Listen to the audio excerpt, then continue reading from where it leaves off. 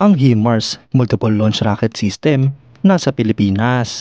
Ito nga po mga idol, ang isa pang alternative ng ating bansa para sa Multiple Launch Rocket System Acquisition Project.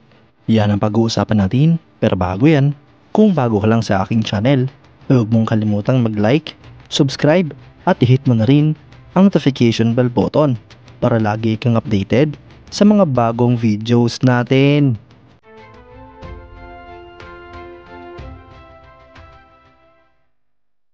Sa katatapos lang na ADAS 2024 Defense Exhibition sa Manila, ang aktual na M142 HIMARS ng US Armed Forces ay nagpakita. Ang M142 HIMARS ay ino-offer ng Lockheed Martin upang ma-meet ang requirements ng Armed Forces of the Philippines para sa dalawang proyekto, ang Integrated Multiple Launch Rocket System Acquisition Project at ang Integrated Land-Based Missile System Acquisition Project ng Philippine Army at Philippine Marine Corps.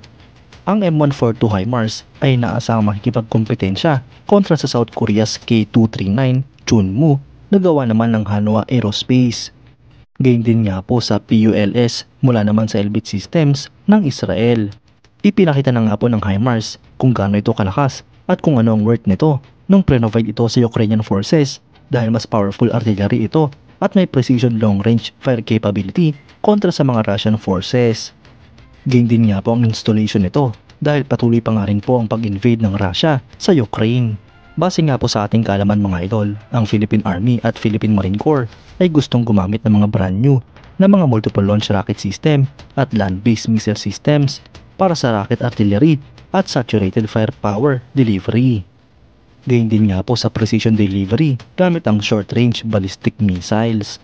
Ang M142 HIMARS ay gumagamit ng ATA-CMS ballistic missiles, bagamat hindi na nga po ito ginagamit at ginagawa sa kasalukuyan.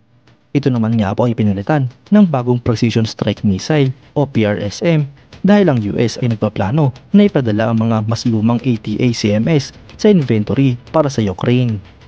Ang M142 HIMARS ay gumagamit din ng Fire Standard Unguided 130mm rocket artillery ammunition.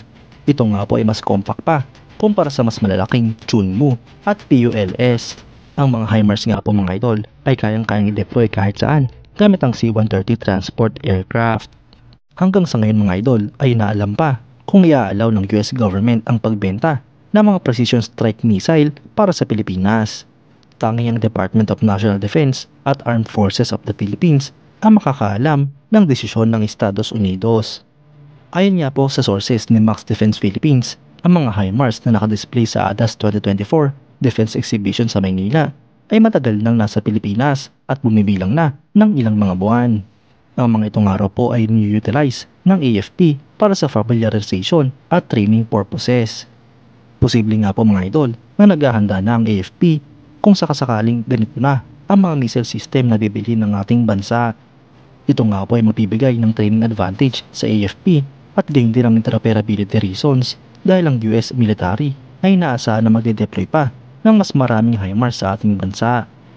Mga idol, dapat nga pong mga HIMARS na ang bilhin ng Pilipinas, lalo pat pamilyar na ang mga sundalong Pilipino kung paano i-operate ang mga ito. Bukod pa dyan mga idol, ay siguradong tutulungan tayo ng Estados Unidos na mapadali ang proseso ng pag-acquire ng mga M142 HIMARS Multiple Launch Rocket System. Hindi pa nga po tayo sigurado, ngunit posible na matulungan din tayo ng Amerika na maliit na pondo lamang ang magastos ng ating bansa sa pag-procure ng ganitong klaseng assets. Malaking bagay nga po ito para sa Armed Forces of the Philippines, lalo pat kailangan natin ng mga advance at malalakas na kagamitan. Matagal na panahon na nga rin na walang multiple launch rocket system na ino-operate ng AFP. Kaya kung sakasakali mga idol ay malaking boost nga po ito para sa AFP, lalo pat kilala naman ang mga HIMARS bilang isa sa pinaka-advance ng mga multiple launch rocket system sa buong mundo. Kayo mga idol, anong masasabi nyo? Comment down below for your thoughts and opinions. At yan nga lang po ang pag-uusapan natin ngayon mga idol. Maraming salamat sa panonood. Huwag nyo rin kalimutang mag-like at subscribe bilang suporta sa ating channel. Mabuhay kayo mga idol!